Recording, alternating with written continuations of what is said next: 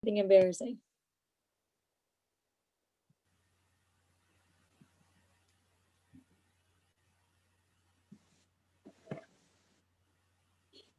Can you guys see this? Okay, great. Thank you. Appreciate it. All right, welcome to our boot camp, guys. So let's talk about the mentality, and Sheila's going to chime in. When people look at themselves in the mirror, what do they see? Right? Do you see somebody who's consistently at 0 by 0 and beating yourself up, or do you see a winner? Because it all starts in your mind how you see yourself. But once you see yourself as a winner, what does a winner do? The habits of a winner versus somebody who doesn't win are completely different. Winners play until the final whistle. And Shay Felton, RVP, you guys know very well. She said something that really changed the way that I looked at month end, because sometimes we feel that there's, oh my gosh, there's a person that says, man, I only got until Monday. How am I going to get promoted? But then there's the winner that says, that's a lot of time for me to get promoted. There's a lot of time between now and Monday at 6 for those who work, Shay said. And if you guys push, you're naturally attract, just like you, a team that pushes, not just one person. Yes, you have to go through all the individuals, but you don't want to wait until the last day or week to push. I make it a bragging right for Shaq to be able to say, I can depend on her. Shaq can say, I can depend on Suge. I can say, I can depend on Suge. You guys know if I call Suge, like, hey, I need something from you, 99.9% of the time, if not 100%, she's going to be like, I got you. But you know what? When Shaq said that to me, year after year, month after month, week after week, I always said, I got you. I never said, let me think about it. Let me figure out what I can get. Let me get who I can. No, no, no, no, no, no, no. Let me get it for you. Right? I got you.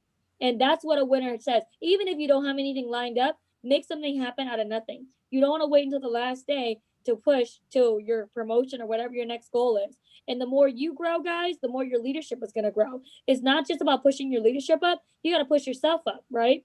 And Tanya Poe, $600,000 earner, said, license and broke do not go in the same sentence. Josh said it very clearly earlier. For those who want to use their license, that's going to be up to them. However, in Tom Hopkins' book, How to Master the Art of Selling, he said that champions spend time with people who can buy.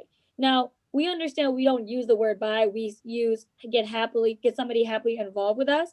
But in his words, champions spend time with people who can buy, okay, which is a qualified appointment.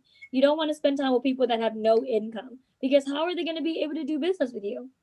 How are they going to protect their income when they don't have an income? Think about it, right? It's logical there. However, when you're in the QA, and this is also part of, we looked at the recruiting. If you guys look at the recruiting, right? People who are up in recruiting always are in the warm market. So warm market doesn't just work for the clientele, it works for the recruits too. And when you're tap rooting, that's when you're going to grow exponentially. But when you're going one by one per one, and going cold market prospecting, yes, it works. But then you start burning yourself out very easily, because you're going by addition, not multiplying, not working by multiplication or growing by multiplication. But once you get into the warm market, you want to lead with questions, specifically emotion provoking questions. Why?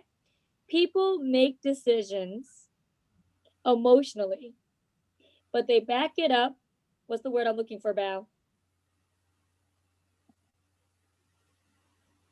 Logically. Logically.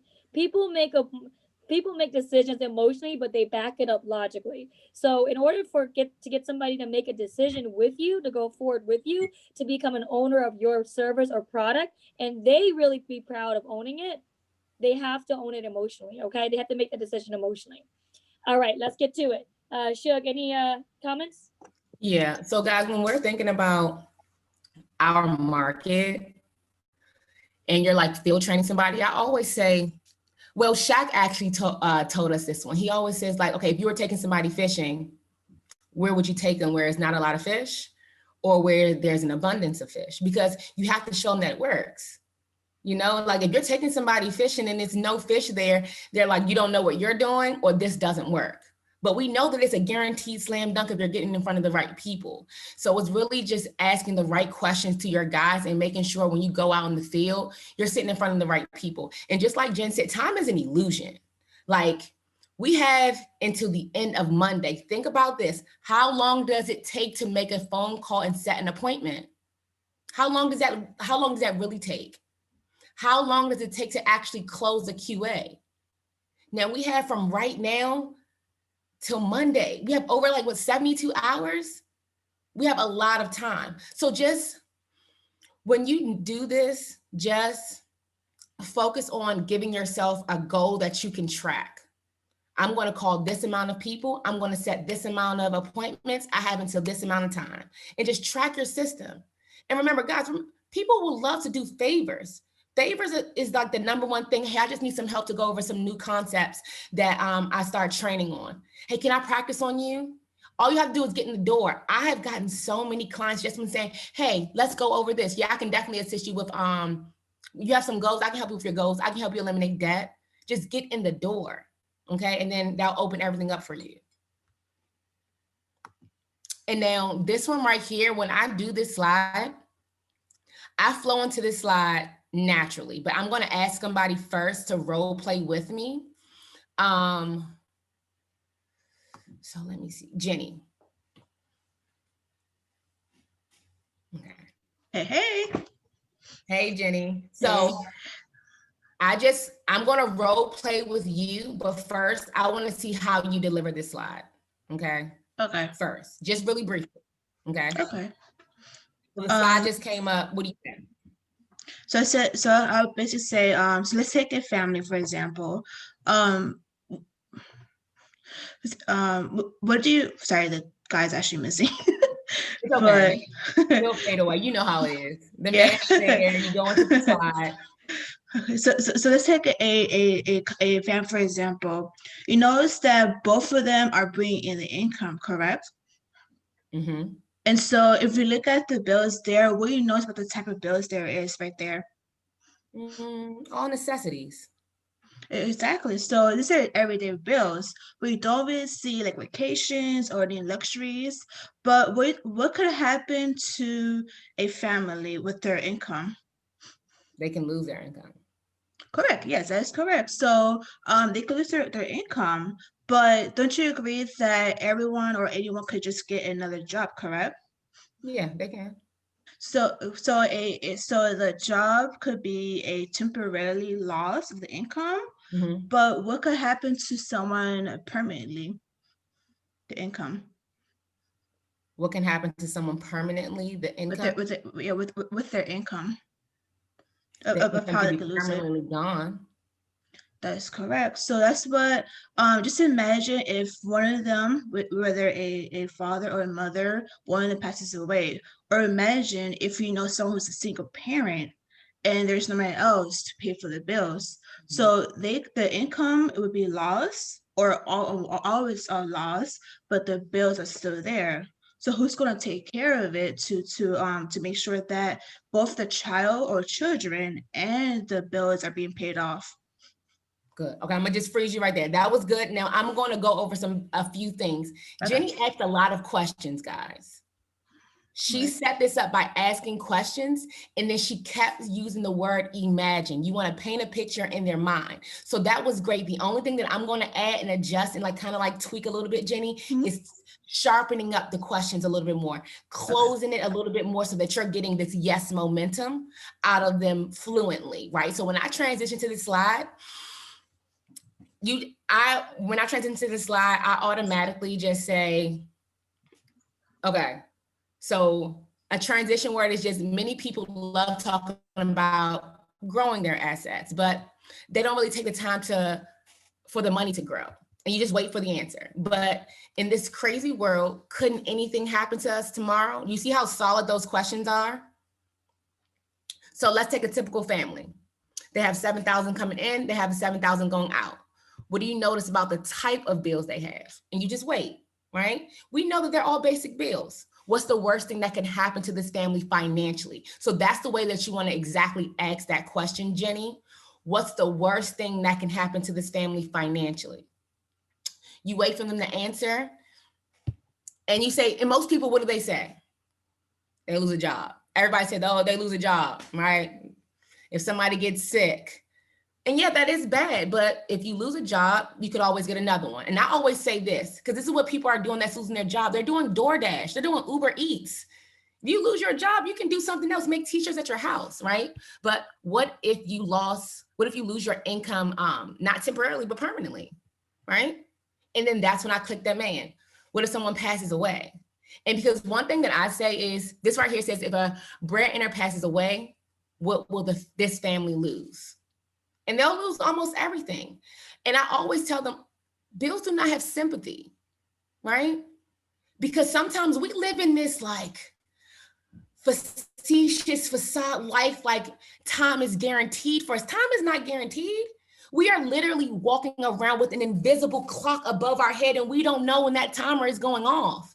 But we always procrastinate and do things like we have time. No, we don't, right? And so this slide right here is really painting the nightmare to people that we live in a dream world right now. I have ample time, but we all know somebody who's passed away before the age that we are right now. We also know somebody has died our age. So right now you have to say it lovingly, but you just have to be very direct. Okay. So I would say, how will the wife be able to keep the house they worked so hard to acquire?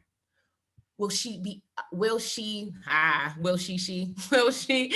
ever be in whatever their thing financial freedom is, right? So you should always be taking notes, because when you ask about, when you give like the story about our company and you tell them that our main goal is to help families become properly protected, debt-free, and financially independent. What is financial independence is different for everyone. What would you say financial independence is to you? Because you need to know what's important to them financially. They may not answer that question with the exact question with financial freedom is that exact definition, but it's for them. So when you insert this, you want to always remind them of what they said earlier. Will she ever be able to get out of debt, pay off the house, have savings for your baby? And a lot of people want to acquire a house. So you always want to insert there, because if they have a house, they know how long they see the debt. But if they don't have a house, they want to acquire, and they're working really hard towards it. So if you're going to put in that hard work, you want to get a return on your investment, right? And then life insurance has a funny name, right? So you have to let people know that life insurance does not work like these other insurances out here. We are not going to just bundle them up like most companies. Oh, bundle it up, you can save. No, it's not the same, because they don't work the same. And you have to let people know, because most people have car insurance. And I ask this for two reasons. I ask them, you have car insurance, right? For two reasons, because for one, I may help you with Answer Financial and get paid on one side. And on the other, you may be paying too much money. So let me help you out, shave some of that fat, right? And that money can go towards you, because that's what we teach. So when you break down, you let them know, look, life insurance, we call it income protection. It literally says it on the screen. And I say, with car insurance, you have car insurance, right? I'm getting yes momentum at this point, because I'm leading somewhere. They say, yes, absolutely. You're the policy owner, correct? And they say, yes. And I say, awesome. So that means you control the policy, you dictate everything is inside of it, right? And they say, yes. And I say, okay. Now, if you got into an accident and you had total coverage, yes, you will. And I say this, yes, you will have to pay a deductible, but that's something that's replaceable. You'll get another car. Cell phone insurance, you break your phone, you drop it in water, you'll pay a deductible, you'll get another one, right? And you can even use home insurance, cell phone, car, either one you choose. But life insurance, and I use an example, you can't jump in front of a speeding car like, no, I'm okay because I have life insurance. No, it's not going to bring back the life like other insurances. It's only going to protect the income. And you're just letting them know it's purely for income. Okay, so you have to tailor what you're saying to different people differently. If you're talking to somebody that's married, that's one way. But if you're talking to a single parent, you're going to say to them now, this is not your situation, but in your situation, it's even more detrimental because you are a mom and dad, aren't you? That's something that now you're hitting on the emotions. Okay. And you have to understand how to say this. You can't say this sternly. You can't say it like with a sharp voice. You have to say this like with a very low tone, very soft, kind of like timid, like you don't even want to say it, but it's something that has to be said. Right. So you have to be very conscious about this, because as a single parent, they know all the money they're bringing in, their child needs everything. And I always tell my parents, single or not, I let them know, I say, look, I have 2 children myself and I love them dearly, but children are income takers, not income makers. You have to remember this. Now they know that all their income is going to their child. So when you bring this to the forefront of them, they're like, you're right, I am the mom and the dad. If something happened to either of you, would you want your family to be better off, worse, the same, or worse? I always say, would you want your family? And I always say it like this, because remember, we have an invisible clock over our head. We don't know when it's our time. We don't know. So I say, God forbid something happened to you in 2 weeks, Jennifer. Would you want your family to be better off, worse off, or the same financially in the light of you passing? Better. Absolutely. And I say absolutely. It didn't even take you, you didn't even have to think about it. You knew automatically. But now let me ask you something. God forbid something did happen to you in 2 weeks. How long would they be taken care of for? The next 5 years, 10 years, 15 years? Not even like 1 month. Right? And so is that ideal for you? No. Now you want them to say that. You want them to say that. When it says wait for answer, it may be awkward, it may be uncomfortable, but if you feel like you're uncomfortable, they're uncomfortable too. So you sit in that silence and you stand firm. Okay. So sometimes when you get that awkward silence and you feel like you got to do that word vomit and just fill up that space, take a deep breath, sit and stand firm, because the information that you're providing, they need you. You should always be saying that. They need you. You don't need them. They need you. Okay, so you're bringing something else to the table. And if something happened, now most of the time people say yes. Now, if someone says no, most people say the same thing, because how can we, most people say the same thing, because how can we plan the right way if no one really teaches us right? Like I just said, they need us. People haven't been taught this information. We're literally vicariously learning our finances from our family and friends. Now, if they're not where you want to be, you need help. Okay. You need some assistance. And I never say that to my clients though. Okay. So remember this, if somebody's kind of giving you a little push, this is what I teach my guys to use. A lot of people watch sports, right? And I just ask them, what's your favorite sport? Basketball, football? I only give people 2 options because I don't want to go down a whole lot of lists, right? Basketball or football. And if they say, I say exactly. Okay, so if basketball is your favorite sport, let's say LeBron James, he's the top in his profession, right? I'm getting yes momentum because this is somebody that's a little stern, right? Okay, so if we know that he's the best in his profession and he knows that he's the best in his profession, all right, does he have a coach? And they say, yeah, he does have a coach, but he's the best. So if somebody's the best in their profession and they still have a coach, why don't we have a coach for our finances when it dictates everything for us? Right. And now they're giving me like this kind of like, you're right. I may need a little, you're right about like being more open, because you want them to be more open to the information that you want to give. Now, if yes, and most families can't say that, can they? Because how can we plan the right way if no one really teaches us right? So these questions right here are the questions that you just want to embed in your mind during this time of talking about just solely income protection. This should be in your arsenal, like not just on this screen, but everybody should write it down, have it beside you. And when you're going through your QA, fall back on it. Great job, Shug. That was so good. The LeBron James one, I didn't even think about that. I'm stealing that. That was gold. I hope you guys wrote that down. And Shug is right. Write this down, guys. Listen. And one thing I'll say with Jenny, and this is for everyone, not just for Jenny, but because Shug picked on her today as a first, victim. It's Halloween, guys. Things are about to get scarier. So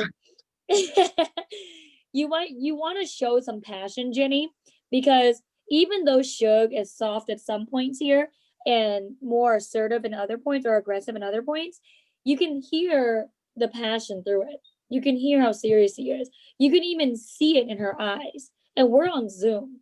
And if people can't feel that you actually care about protecting their family, because again, it's not about you, it's about them. They need you, you don't need them. So you got to be there and be like, you need me, but it has to spew out of you, right? You need me, right? So now we're going to go into the next phase, theory. Now, theory of decreasing responsibility is going to be your closing presentation. And who knows what the presentation was called 40 years ago when Art Williams started our company? Val, You know what the presentation was called? You probably don't know. No, I don't. So I highly recommend everyone get the book Coach by Art Williams. Coach by Art Williams. It literally goes into the history of our company and the history of how his father got ripped off. And you really get to feel from an autobiography standpoint, like how he was seeing his mother struggle as a child. So when he started our company, he created what's called the napkin presentation. It wasn't really a creation. He just took a napkin and wrote the theory on there. That was his presentation. Because at that point, things were so simple. It was just whole life being sold and nobody really offered term.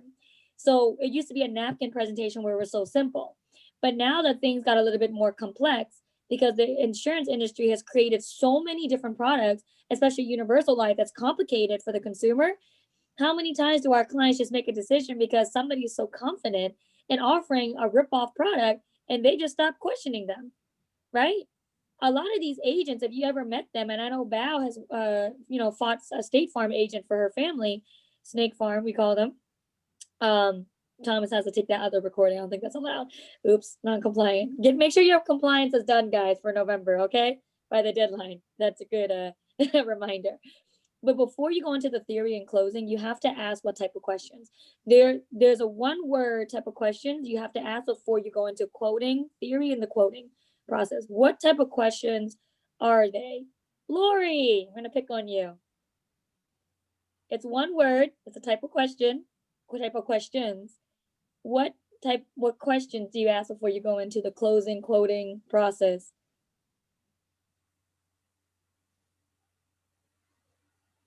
Uh-oh. You are on mute. Okay. I'm sorry. Can you repeat the question? What type of question do I ask? What questions do you ask before you go into the quoting process where you're about to, you're going to do the theory of decreasing responsibility. You're going to get into quoting because you're getting into closing. What questions do you have to ask before you go into the closing process? Okay.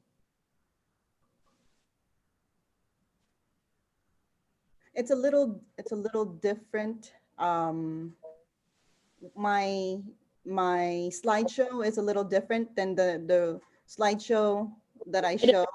It doesn't matter what presentation you're using. It's the same for every presentation. Okay. So, well, before I'm a little confused to which part of the slide it is. So, so before the quoting, before I quote anybody, I usually just ask,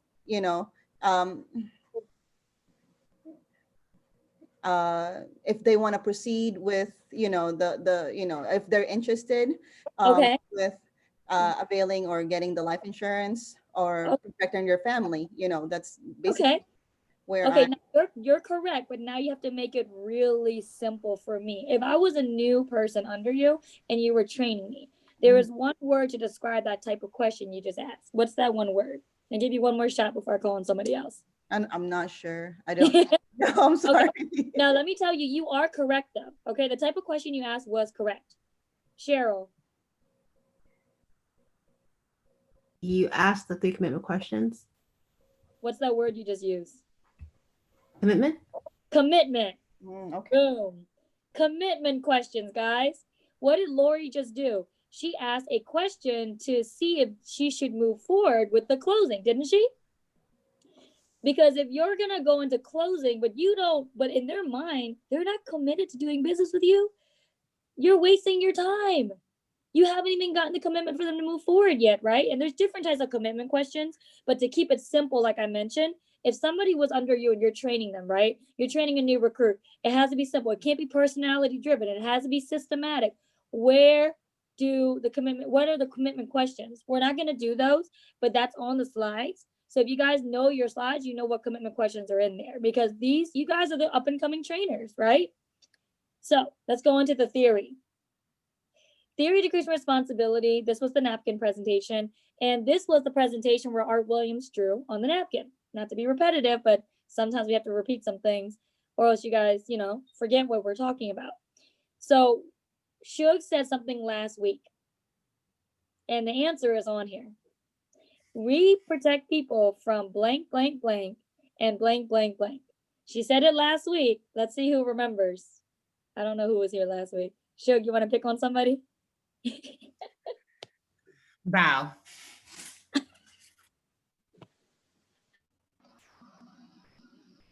You want me to do that slide? Or just answer, what is it? We protect people from one thing. Oh, yes. Oh, okay. Yes. Thing. Dying too soon or living too long. Yes, Good job, thank you, Val. Good job. You're about to get in real trouble real quick. Okay, but now we weren't gonna have you do the slide, but now we will. So go ahead. Just walked into it. Okay. So Jen and Mr. Jen, this this is this is what we call the theory of decreasing responsibility. So usually when we sit down with a family in the early stages, they have young children, high debt, a mortgage. So they're going to have a lot of expenses, but not a lot of money. Now, in the later stages, when their children should be probably grown and out of the house, right? Maybe they paid off all their debts and their mortgage, so they're going to have less expenses and more savings. So there are only two things that can happen, right? Is what we prepare you for is if you die too soon or live too long. So we'll protect you from that. How we protect you from dying too soon is through insurance. And we still have to prepare you for retirement. And in retirement, what do you need? Money, right? And so I'm not sure what else goes after that. Oh, come on, Val. You can't throw in the towel early. Come on. All right. Good job. So what Val just used, and a lot of you guys don't know this, Shug actually doesn't even know this, because before when I first got recruited, Shaq had this website that got taken down because he wasn't an NSD at the time, and you had to be an NSD to have anything up. It was weird. But anyways, there was this website where we posted all the scripts, and that was the old script that we used to use. So that was the correct script. But that was 2000 and like, I don't know, 11 when I came in, and then whatever year Bao came in. So we have the theory questions. And who remembers when Shondell put together that presentation for us? Okay, it's called the theory questions. It's on the slides in the drive. So if you guys are not in the slides, just send Thomas your email or send your new licensed people the email to Thomas so they can go through the theory questions as well. It's called the theory questions. That's all. It's green and white presentation. So these are the theory questions. So Bao, it's okay for you to use the old script because sometimes I do too, and it does still work. However, because of the way people are these days, they're very distracted. How long are people's attention spans on Zoom? Like very short, right? So you have to be more question oriented, just like Shug mentioned. So when you transition, has anybody ever showed you how much coverage you need, Mr. Lee, Miss Lee? No. No. So typically in the early years, most families have young children, high debt, and little to no money saved, right? Yes. Okay, I'm getting into emotion evoking questions pretty soon. Watch this. And these are just copy and paste from the presentation. I didn't create these questions, guys. So if you were to estimate rough numbers, Bao, how much would you say you have saved up total, like in 401ks, IRAs, emergency funds, your checking account? Like maybe 5,000. 5,000? Okay. And if God forbid something were to happen to you, would you want any money set aside for your children's college?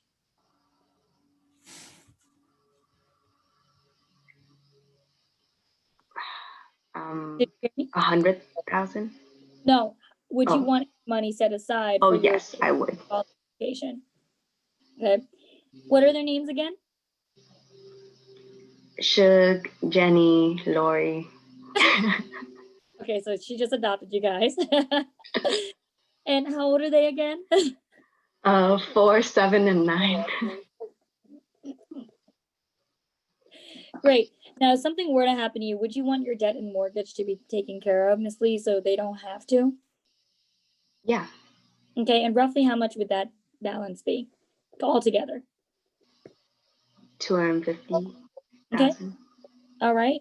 So, and on a monthly basis, how much income would you need to take care of all your basic monthly expenses?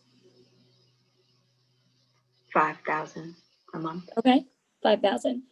All right. So you would need to. So what you're saying is you would need to replace $5,000 a month, and currently have 5,000 in assets, but 250,000 in debt, right?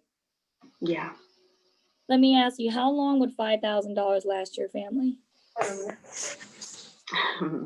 Maybe a week. And then what would happen when it does run out? I don't know. How long would they be able to survive, like we asked earlier? Yeah, not very long. So you can see why we need coverage in the early years, right? Yes. Now, let's say you do make it 15 to 30 years from now. Your major focus will not be your grown kids, but who now, Val? Me. Right. And shouldn't the debt and mortgage be paid off by then? Yeah. And if you're going to retire, what do you need a lot of? Money. Right. As important as life insurance is, you can't live off life insurance policy, can you? No. And with compound interest, your assets should have grown by now to where you don't need to pay for a life insurance policy anymore, right? Yes.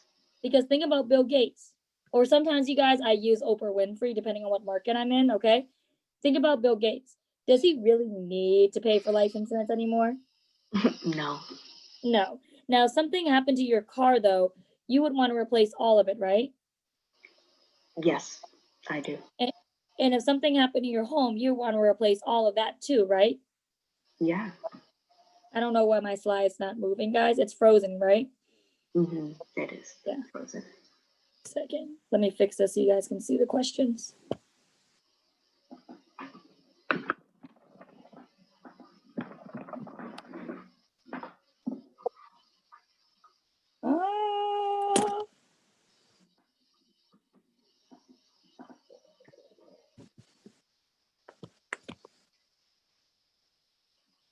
Can you guys see my screen? Yes. Sorry, technical difficulty. Give me a second.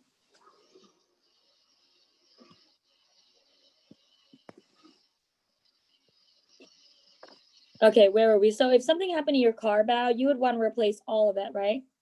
Yes. Now, if something happened to your home, you would want to replace all of that too, right? Yep. But if something happened to you, how much of your income would you want Shug, Jenny, and Lori to have? All of it. Right. So wouldn't it make sense to use just 2% of our income to protect 100% of our income? Yeah. Perfect. So since we'll be replacing both your income, Mr. and Mrs. Lee, how much do you each feel you could comfortably put towards this on a monthly basis to make sure your family is properly protected? And before you answer, let me give you some ranges. About 50 to 100, 100 to 150, or 150 to 200. 100 to 150. All right. And you're saying if we could put together a plan between 100 to 150 a month, that would be comfortable for you? It would. Okay, great. Now we transition to referrals, guys, and you guys know the referral questions. So those questions, those are from the theory slide, okay? And I cut some out because I felt that some of it was, really repetitive, and it was creating a lot of time in the field. But if you learn these questions in the theory and you just create a conversation, then you'll be fine with using them. So, Shug, anything to add?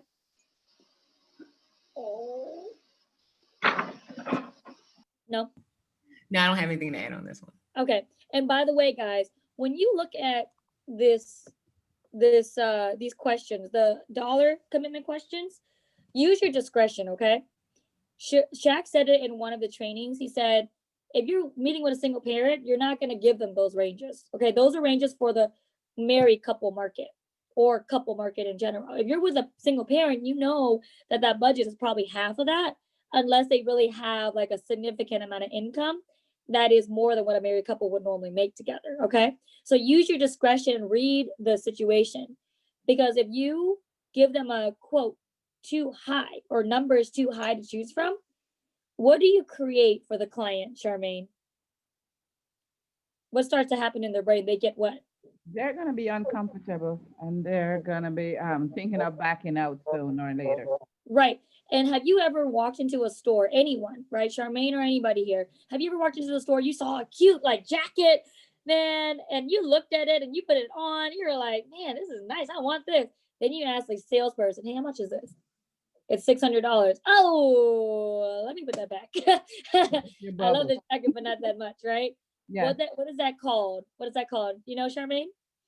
Oh, no. Sticker shock. Yeah. Sticker. Yeah. You don't want to give sticker shock to your client. So if you know their income and you know what they do for work, if they work at a Trader Joe's, you know they're not making $10,000 a month, okay?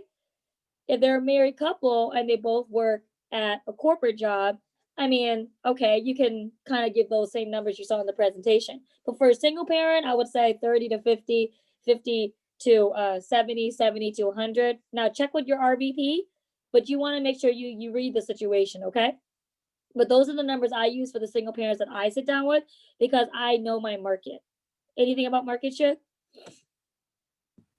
Yes, what I would say about the QA, like getting the commitment and the market, when you're getting your commitment, people don't really care about stats like that. What's in it for them? How is it going to affect them? What's going to benefit them? So if somebody says that, like, I just want to make sure my children are taken care of, I just want to make sure my child is okay, then that's your ammo. If somebody says that, I just want to have enough money saved up, that's your ammo. They're literally telling you how to sell them. So you have to be an active listener. I close business because people feel like I like them. And I honestly do. Now, I honestly do. No, seriously, I do. I love people genuinely. But to genuinely make connections, you do have to have a control with it, right? You have to control the conversation. But people don't have a lot of people to listen to them. People don't really have people like that's asking them these kind of questions. Because do you go out in the field and you're asking these questions and they're like, I never thought about that before. I don't know. And it's like, well, this is a good time to think about it together. So you want to create that you're in the same boat with them, you're holding their hands, you're guiding them, right? And so that's how you're going to get like that commitment, because whatever they're telling you, that's your ammunition. And with me, I try to stay in my market as much as possible. Like